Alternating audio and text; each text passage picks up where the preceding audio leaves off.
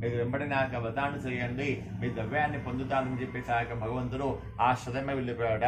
ఆ సమయం లోపల ఆ మామాళ్ళు కూడా కలిసి కళ్ళు చూస్తే నా వాళ్ళ పక్కనే ఉన్నాడు.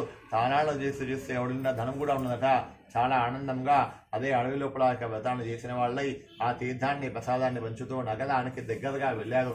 ఒకనొక దూతతోని లీలావతికి వర్తమానం చెప్పాడట.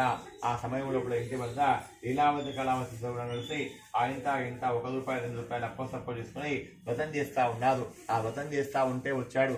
ఎవదయ్య అంటే దూత వచ్చాడమ్మా లీలావతి, నీ భర్తాలుడితో కూడా ధనకనకాలతో ఊరుదాకా వచ్చారు, మీరు కూడా రండి అని మాట చెప్పి వెళ్ళిపోయారట. ఆ యొక్క మాట విన్న కళావతి పూజా కార్యక్రమాన్ని పూర్తి చేసుకున్నా కానీ నా భర్తను ఎప్పుడు చూద్దామని చెప్పేసి ఆ యొక్క తీర్థాన్ని ప్రసాదాన్ని నిర్లక్ష్యం చేసి వెళ్ళిపోయిందట.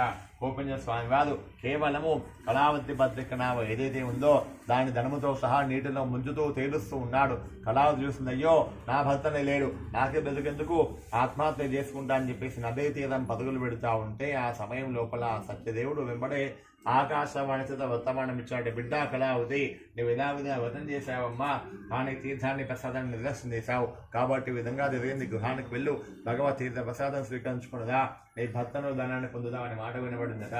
ఆ యొక్క మాట విన్న